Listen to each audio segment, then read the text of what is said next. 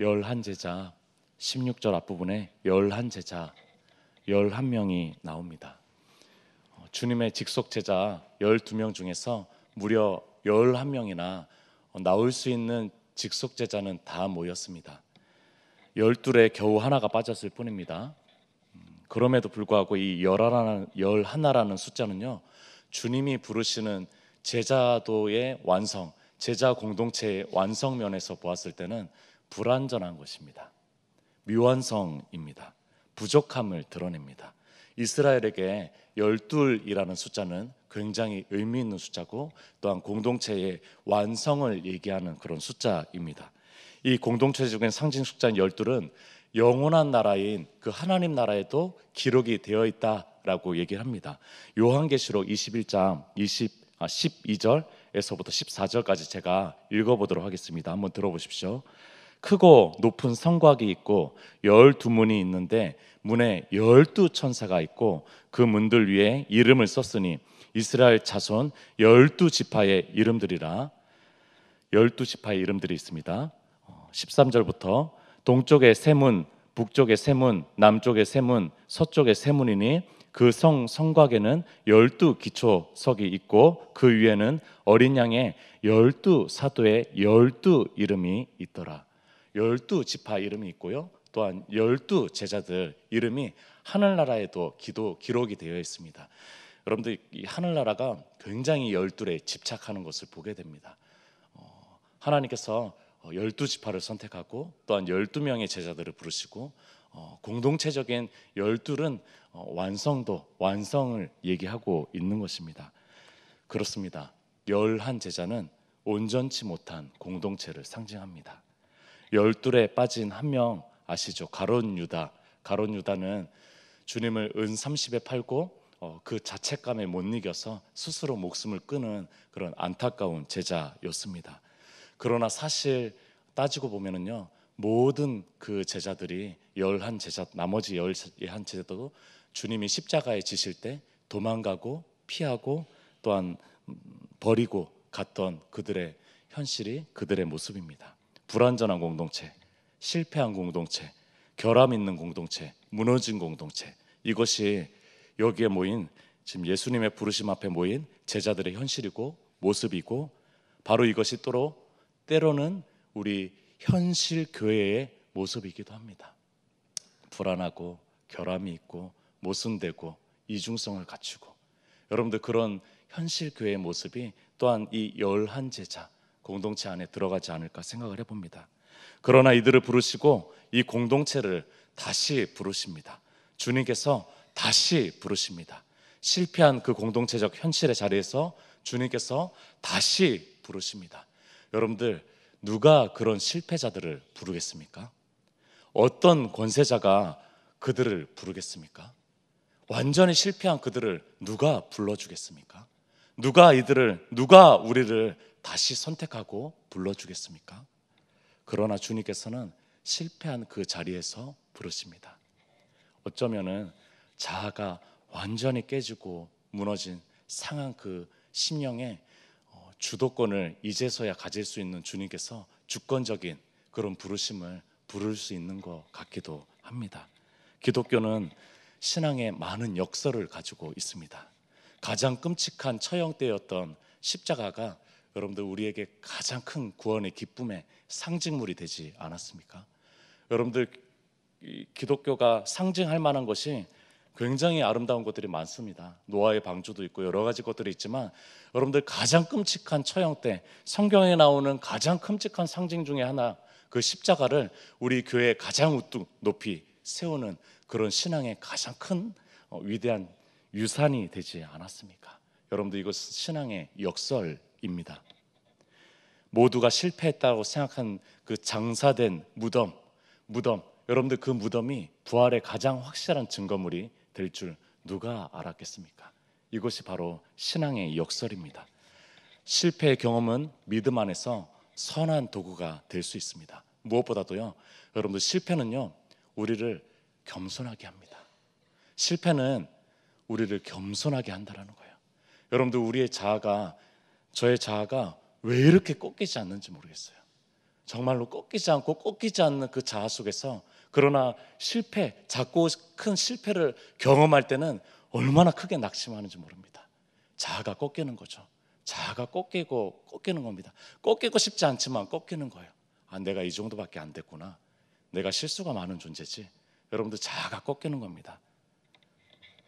주님 없이 살다가도 작고 큰 실패를 경험하면은 낙심하고 마음이 상합니다. 그러나 그때 주님이 또 필요해지게 됩니다. 때로는 실패를 정말 잘 인정하고 받아들이는 태도와 마음이 필요한 것 같습니다. 그거를 내적으로 받아들이는 것이 필요한 것 같습니다. 그리고 주님께서는 그 상하고 깨진 마음을 주목하십니다. 주님께서 시편에 상하고 통회하는 마음을 받으신다라고, 그것을 예배의 마음으로 받으신다라고 얘기하고 있습니다. 주님 안에서는 끝난 것이 아닙니다.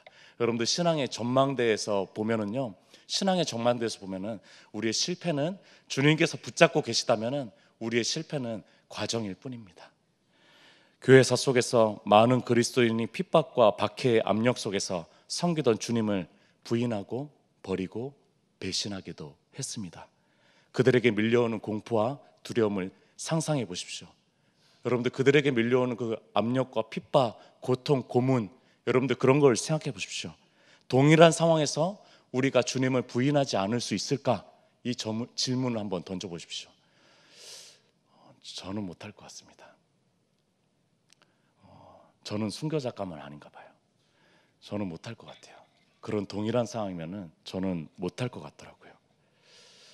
베드로의 부인과 배신의 모습, 나머지 제자들이 도망하는 모습, 그럼에도 불구하고 주님께서 다시 오셔서 일으키시는 모습, 여전히 함께 기도했던 그 산으로 부르십니다. 산으로 부르시는 주님의 주권적인 부르심, 이것은 나약한 저와 같은 그리스도인에게는 위로와 큰 위안입니다.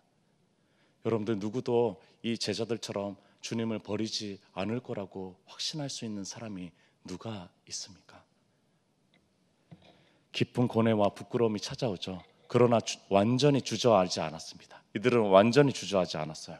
이것이 얼마나 큰 위안인지 모르겠습니다. 여러분들, 이 연약함이, 이 역설이 얼마나 큰 위로인지 모르겠습니다.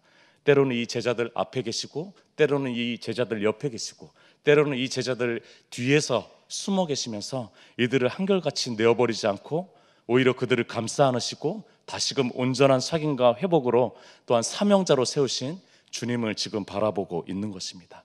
왜 주님께서 이런 일을 하시는 거죠? 주님께서 세상을 이기셨기 때문에 그렇습니다. 주님께서 이 제자들 안에 있는 이 세상을 이기셨기 때문에 그러신 것입니다.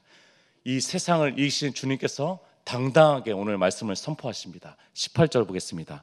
예수께서 나와 말씀하여 이르시되 하늘과 땅의 모든 권세를 내게 주셨으니.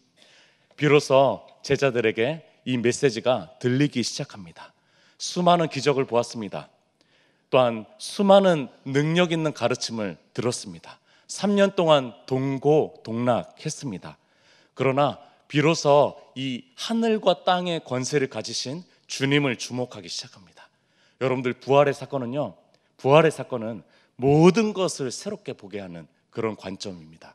여러분들, 부활하신 주님을 보니까 십자가가 다 이루어진 거구나, 십자가가 하늘과 땅의 권세를 가지신 분이 이루신 그런 역사 완성품이었구나 라는 것을 지금 깨닫고 있는다라는 것입니다. 비로소 보이는 거예요. 하늘과 땅의 권세, 조금 권세 있는 분인 걸 알았는데, 그러나 하늘과 땅의 권세, 이분의 메시지가 이제서야 들리기 시작하는 겁니다. 19절, 그러므로 너희는 가서 모든 민족을 제자로 삼아 아버지와 아들과 성령의 이름으로 세례를 베풀고 내가 너희에게 분부한 모든 것을 가르쳐 지키게 하라. 가장 큰 명령입니다. 그래서 더 그레이트 커미션이라고 하는데요, 지상 대명령이라고도 얘기하는 그런 명령입니다. 복음 전도와 선교는 그리스도인에게 가장 큰 사명입니다. 여러분들, 이 가장 큰 사명, 이 구절 안에서도 제가 생각할 때 가장 중요한 단어는 바로 이 단어입니다. 그 단어는 바로 그러므로입니다. 그러므로. 여러분들, 주님께서 하늘과 땅의 권세를 가지셨기 때문에, 그렇기 때문에 이 명령이 유효한 것입니다. 여러분들 이 실패한 공동체를 보십시오. 여전히 배반 가능성이 많은 이 공동체를 보십시오. 여러분들 이들을 신뢰하고 자신의 최고의 것을 맡길 수 있는 그런 사람이 누구 있겠습니까? 여러분들 주님께서 하늘과 땅의 권세를 가졌기 때문에 그러므로 너희는 가서 모든 민족을 제자로 삼으라는 거예요. 여러분들 그러므로 이 접속사를 꼭 기억하십시오. 꼭 기억하십시오. 존 파이퍼라는 신약 학자가 있습니다. 굉장히 유명한 학자입니다. 굉장히 이제 많은 책을 쓴 학자이기도 합니다. 선교사를 위한 약이 뭘까라고 이제 질문을 던지면서 마가복음 10장 27절 말씀을 선교사들을 위한 약이다라고 얘기를 했습니다. 하나님으로서는 다 하실 수 있느니라. 하나님으로서는 다 하실 수 있느니라. 들어보십시오. 다 하실 수 있다라는 말은 우리에게 소망을 주고, 하나님으로서라는 이라는 이 말은 우리를 겸손케 합니다. 이 말씀은 절망과 교만에 대한 해독제입니다. 때로는 절망하기도 하죠. 때로는 교만해지기도 합니다. 그러나 이 두 가지를 다 균형 있게 할 수 있는 해독제라는 거예요. 선교사를 위한 완벽한 약인 것입니다. 그 약은 하나님으로서는 다 하실 수 있느니라. 때로는 역량이 부족해서, 또한 실패해서 절망하기도 합니다. 때로는 뭔가를 성취했다고 생각해서 교만해지기도 합니다. 여러분들, 그러나 주님께서 하나님으로서는 다 하실 수 있다라는 이 말씀이 선교사들에게 그 두 가지의 약품이라는 거예요. 이 두 가지의 질병의 약품이라는 것입니다. 여러분들 이 앞 구절에 이렇게 나옵니다. 사람으로서는 할 수 없으되, 사람으로서는 할 수 없으되. 여러분들 이것을 깊이 인식하는 사람에게 하나님으로서는 다 하실 수 있습니다 가 크게 들리는 것입니다. 이들의 자아가 깨지고 실패한 인생 속에서 주님께서 주권적으로 하늘의 땅의 권세를 가지신 승리하신 분으로, 부활하신 분으로 찾아갔기에 이들에게 메시지가 들리기 시작하는 거예요. 이들에게 이 부르심이 들리기 시작하는 것입니다. 또한 이 명령을 둘러싸고 있는 또 하나의 약속이 있습니다. 또 하나의 약속은, 이 구절은 마태가 작심을 하고 마지막에 이 약속의 말씀을 마태복음에 배치를 한 거죠. 주님께서 마지막에 넣으라고 한 거죠. 이 약속의 말씀이 꼭 필요하다. 그리스도인들에게 이 약속의 말씀이 꼭 필요하다. 사명을 위해서 그리스도인들이 끝까지 이 사명을 완수하기 위해서 이 약속의 말씀이 꼭 필요하다. 20절 중간 부분부터 볼지어다 내가 세상 끝날까지 너희와 항상 함께 있으리라. 아멘. 이 약속을 한번 뜯어봅시다. 약속의 주체가 누구죠?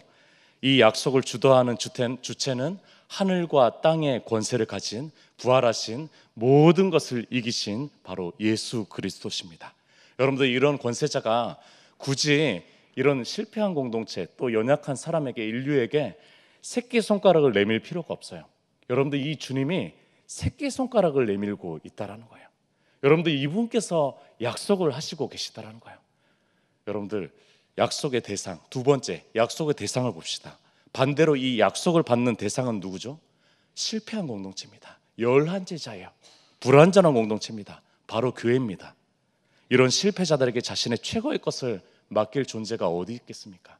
여러분들, 그런 신뢰할 만하지 않은 그런 사람에게 최고의 업무를 맡길 그런 오너가 도대체 어디 있겠습니까? 없죠.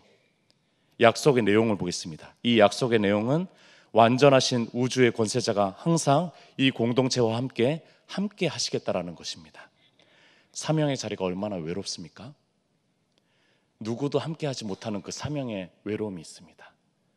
동역한다라고 생각하지만 그러나 어느 순간에는 떨어져야 되는, 어느 순간에는 외로움의 자리에서 사역한다라는 사명의 자리, 그 자리를 우리는 다 알고 있지 않습니까? 사역하시는 모든 분들은 다 알고 있지 않습니까? 여러분들, 그러나 그 자리에 주님께서 항상 함께 하십니다. 그 자리에 주님께서 항상 함께 하십니다. 아무도 없는 그 자리에도 주님께서는 그 사명을 다 완수하기 위해서 함께 하십니다. 약속의 유효기간을 보겠습니다. 여러분들, 약속의 유효기간은 세상 끝날까지입니다. 두 가지의 의미를 가집니다. 주님 다시 오실 때까지 함께 계시고 도와주시고 힘을 주시고 지혜를 주시겠다는 것입니다. 두 번째 의미가 있습니다. 그날이 진짜로 온다는 것입니다. 그날이 정말로 온다는 것이에요. 여러분들, 우리가 복음을 위해서 애쓰고 고생하고 그 모든 것의 결과물, 완성될 그 끝이 분명히 올 것이라는 것입니다. 여러분들, 그날까지만 수고하면 돼요. 우리가 그날까지만 수고하면 된다는 것입니다. 여러분들, 우리가 아무리 수고하고 사명을 수행하려고 하고 노력해도 우리가 늘 미완성이잖아요. 늘 불완전한 품이잖아요. 그러나 끝이 있다라는 거예요. 끝날이 있을 것이라는 것입니다. 완성될 그날이 있을 것이라는 것입니다. 여러분들, 그날까지 우리는 그 미완성품이지만, 우리는 그저 노력하는 것이지만 그날의 그 결과를 다 보게 될 것입니다. 그것을 알려주고 있는 것이에요. 필립스라는 신약 성경을 영어로 아주 쉬운 그 현대어로 번역한 그런 학자가 있습니다. 그가 우울증에 굉장히 많이 시달렸는데 그것이 감정과 정서, 어떤 심리학적으로 해결되지 않는다라는 것을 스스로 깨달으면서 자서전에 그것을 해결할 하나의 방법을 기록을 했습니다. 한번 들어보십시오. 비록 우울과 낙심의 수많은 공격을 받는다 할지라도 우리 존재의 바로 가장 깊은 중심부에 있을 때 우리는 비로소 영원하시고 변함이 없으신 하나님께 기대어 안식을 얻을 수 있습니다. 그러므로 우리는 위로를 받는다는 기분이나 느낌에 우리의 신앙을 의존할 것이 아니라 이런 기분이나 느낌에 상관없이 살아계신 하나님을 신뢰하는 것을 배워야 할 것입니다. 여러분들, 정말로 중요한 신앙의 원리입니다. 여러분들, 이것을 배워야 됩니다. 이것을 배워야 돼요. 신앙의 가장 중심부에는, 가장 깊은 곳에는 하나님께서 우리와 함께 하신다라는 사실입니다. 이 진리입니다. 여러분들, 이 진리에 입각해서 우리의 감정이 우울해지고 우리의 감정이 교만이 찾아오고 절망이 찾아오고, 여러분들 그때 주님께서 함께 하시고자 한다라는 그 사실을 인식하고 자각하고 다시 한번 깨달을 수 있었으면 좋겠습니다. 주님은 사명을 완수하기 위해서 우리에게 권세를 주셨다라고 얘기하지 않습니다. 우리에게 돈을 주시겠다라고 우리의 형편과 여건이 좀 낫게, 좀 잘 조성하게 하시겠다고 얘기하시지 않습니다. 우리에게 사명을 위해서 사업이 잘 되거나 우리의 삶이 잘 풀리겠다고 해주시지도 않습니다. 우리에게 좋은 동역자를, 심지어 좋은 사람들을 붙여주시겠다고 약속하시지도 않습니다. 여러분들, 이것은 2차, 3차로 주님께서 주실 수도 있습니다. 주실 수도 있어요. 그러나 1차적으로 약속한 가장 중요한 약속은 오직 우리 주님께서는 당신이 세상 끝날까지 항상 함께 하시겠다고 약속하셨습니다. 여러분들, 이것이 마태에게는 충분한 것이었어요. 마태에게는 이것을 마무리하면서, 복음서를 마무리하면서 이 한마디가 충분한 한마디였다는 것입니다. 충분한 진리였다는 것입니다. 부활하신 우리 주님께서는 오늘도 우리의 사명의 자리에 함께 계십니다. 심지어 우리가 실패한 그 사명의 자리에서도 주님께서는 함께 하십니다. 그리고 다시 일어나라고 말씀하십니다. 다시 회복하라고 말씀하십니다.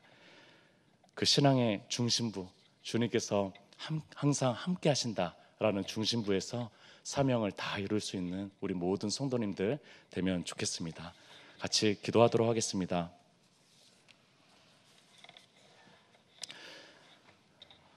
우리가 주님의 사명자로 자격이 있나? 조건이 완성이 됐나? 또 우리가 감당할 수 있나?